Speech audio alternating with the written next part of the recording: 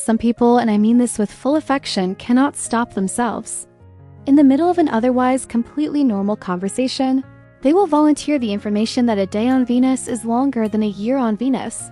It wasn't answering a question, and it hardly fit the conversation at all. It was just there, sitting somewhere in the brain, apparently waiting for its moment. You've known it since you were 11, you've never once been asked for it, and yet here it is. Undying, immortal, taking up prime real estate while you struggle to remember where you put your phone 14 seconds ago. That's the first thing worth sitting with. The selectivity of it, because it genuinely isn't random that you remember random facts. And it has very little to do with memory. Actually, here's the thing about memory that school kind of glosses over. Your brain is not a filing cabinet. It's not even close to it being one. It doesn't store things based on their importance or their usefulness or how many times the teacher told you it was going to be on the exam. It does it based on how much your nervous system cared in the moment you encountered them. That's essentially the whole algorithm. Emotional charge and curiosity are the brain's primary criteria for deciding what gets to stay and what quietly dissolves by Thursday morning. So when you read at age 9 that octopuses have 3 hearts and something lit up in you, some small internal reaction that was basically just wait what? Your hippocampus tagged that novelty, surprise, a mild violation of what you expected the world to be. The brain has this deeply ancient circuit for detecting things that break the pattern of its predictions. And when something happens to break it, even in a completely low stakes, zero consequences kind of way, the brain logs it because evolutionarily unexpected things are the things that matter.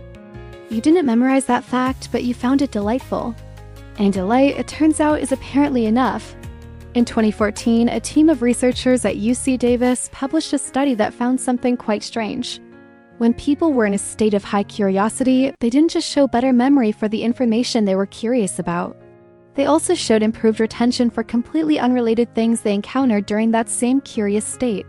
Specifically, the faces of strangers presented to them in between questions, which had nothing to do with whatever sparked the curiosity in the first place. The curious brain just retains more, as if curiosity opens a wider aperture on the world and everything that passes through it gets a better shot at sticking. And this is where people who collect strange facts start to look less like they have some quirky memory anomaly and more like they have a fundamentally different relationship with their own attention. Think about the last time you actually felt curious about something. Not polite interest, you actually felt it.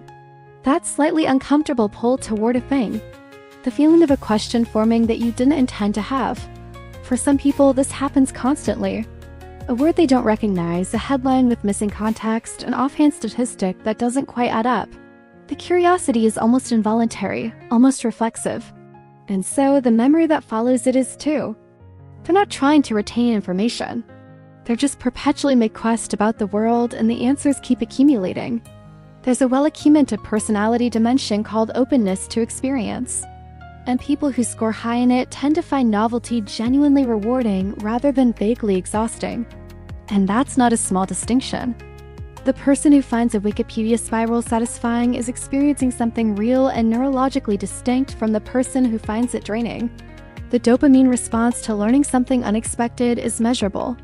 It's not a metaphor people use to sound interesting at parties. The reward circuit is actually firing. But here's the part that I think gets at something most people don't consciously register about themselves. The facts you remember, they are not actually that random. Go back through your personal catalog of trivia. The things you know that no one has ever needed you to know. There's probably a shape to it, even if it's not obvious at first. Most of it clusters around things that once made you feel something. Wonder or absurdity or mild existential unease, or that specific sensation of the world being briefly larger than you thought it was. The fact that Cleopatra lived closer in time to the moon landing than to the construction of the Great Pyramid. That there are more possible iterations of a shuffled deck of cards than there are atoms on Earth. That the smell of rain has a name. Heterori, coined by 2 scientists in the 1960s during their rigorous research into its chemical profile, giving it a name that translates beautifully to blood of stone. These aren't useless facts.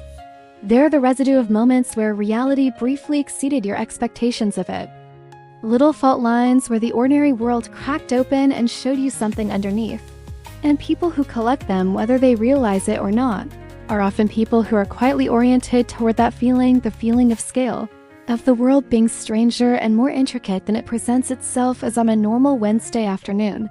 We live in a culture that treats the mind like a computer that needs to be optimized, dividing every piece of information into either a useful tool or useless trash. But your brain is not a hard drive, and trying to force it to act like one usually just leaves us feeling perpetually drained. These odd bits of knowledge are like small, beautiful stones we pick up on a walk and put in our pockets for no reason other than they caught the light. They remind us that we aren't processing units by nature and is proof you are still looking. There's also a social layer here worth naming because it can go a few different directions depending on the person.